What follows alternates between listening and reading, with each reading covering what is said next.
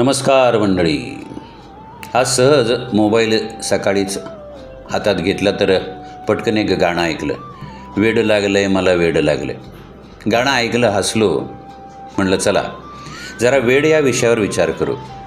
आणि पाहता पाहता वेड पांघरलेले खरे वेडे, खोटे वेडे, ध्येयासक्तीचे वेडे, विरहाने प्रेमाने पोळलेले वेडे, विकृत वेडे सगळेच समोर यायला लागले.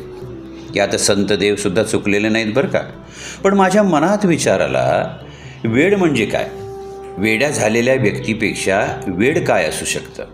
एखादी आवडती गोष्ट, छंद, मैत्री, ध्येयासक्ती, निर्बंध जगणं, शोधासाठी स्वतःला झोकून देणं, सेवेमध्ये सर्वस्व समजणं, सैनिकांसारखं वागणं, किंवा आपल्या आई बाबा किंवा इतर नात्यांमध्ये गुरफटलेलं प्रेम.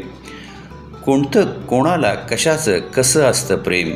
एखाद्याला निस्तब्ध बसायला आवडतं, एखाद्याला जगाला विसरून फिरायला आवडतं, एखाद्याला जगणंच विसरून संन्यासी होऊन वैरागी होऊन बनणं हेही आवडतं. ते सुद्धा एक वेडच असावं लागतं. तसं प्रेम मिळवण्यासाठी, प्रेम टिकवण्यासाठी सुद्धा कमालीचा वेडेपणा लागतो. मला आठवलं, हसू आलं. सतीच्या प्रेमात आखंड बुडालेला शिव तिच्या प्रेमासाठी वेडाच तर झाला होता. पण पार्वती पाहताच तो पुन्हा प्रेममय झाला. रामरायाच्या सहवासात असणारी सीतामाई जेव्हा दिसेनाशी झाली तेव्हा प्रभूसुद्धा सीतेसाठी वेडेच बनले होते ना.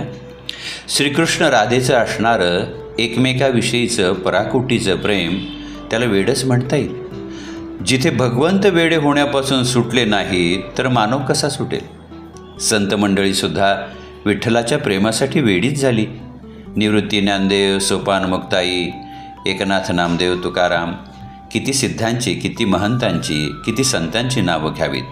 वेडच तर होते सारे. भगवंताच्या भक्तीत वेडे होते. मग भक्तीसुद्धा वेड लागल्याशिवाय होत नाही, किंवा ती वेड्यासारखीच हवी. म्हणजे ती आपल्या तनात, मनात, हृदयात भिनते आणि मग आपल्याला सर्वस्व होऊन जाते, आपली सर्वस्व होऊन जाते.